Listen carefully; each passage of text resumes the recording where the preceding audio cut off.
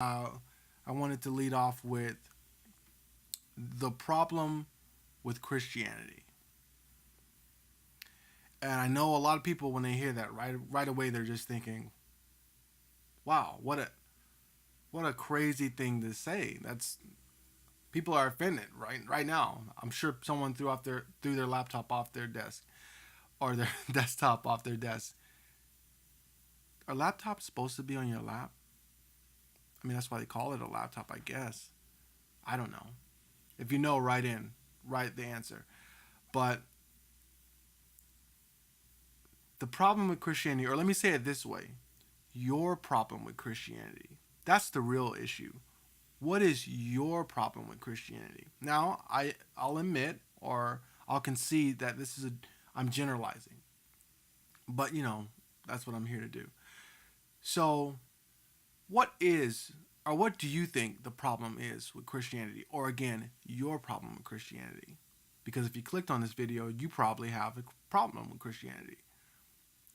Well, some might say that their stance on homosexuality or same sex or being gender neutral.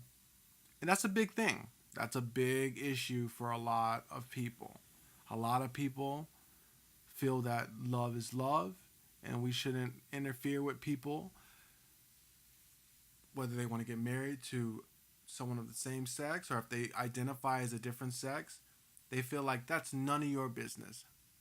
And I can concede on some level it is none of my business. Actually, no, not on some level. On every level, it's none of my business. But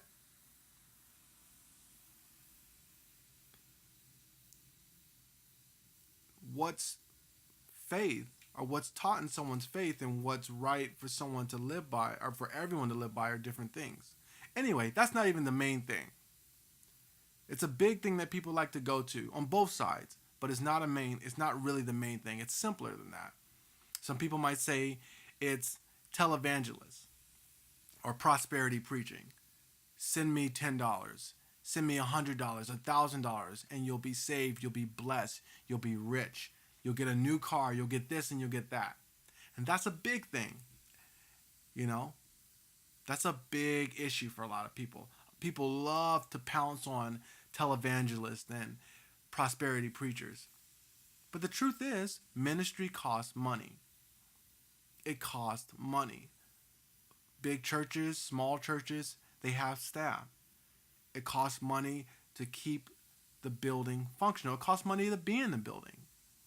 So you can't just make a blanket statement and say you have a problem with all people taking up offerings because they're necessary. They're very necessary.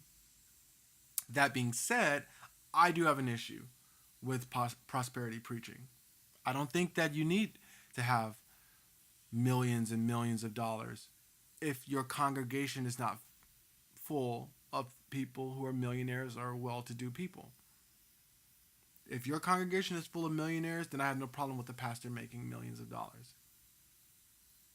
But if people are struggling to pay their bills and you're making $1 million, you got 5, 7, 8 cars, that doesn't really make sense to me. And I don't think it follows the plan of Jesus at all.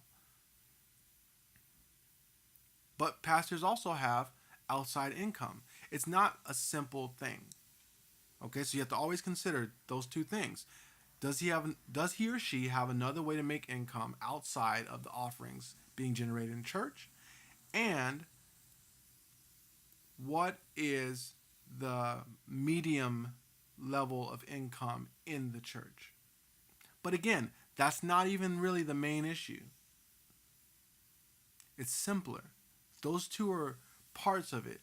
But what it really comes down to for you is you don't want anyone to tell you what to do.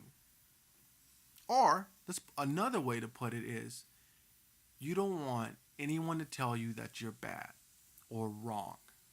That's what we can't stand in America right now. Don't tell me I'm wrong. We're all right. Everyone's got to be right. No one can be wrong.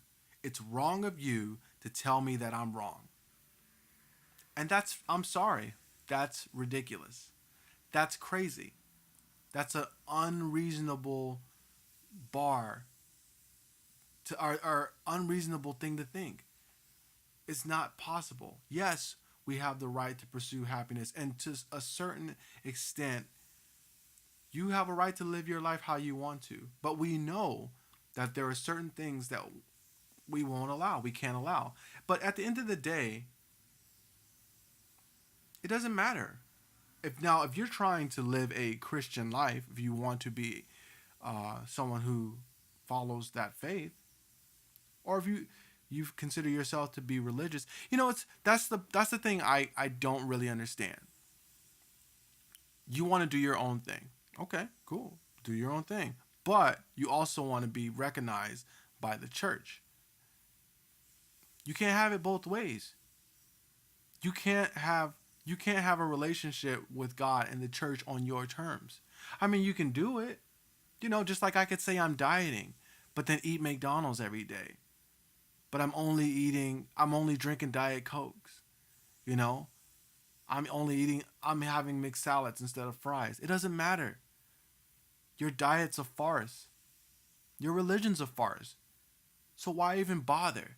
If you're not going to get in there and follow what they say, then you're fooling yourself, and you're really tormenting yourself, and that's the issue. That's where you see the aggression and the aggravation coming out. People are upset because they want to feel accepted by something that they believe in, but they don't want to follow the rules. It's simple. It's simple.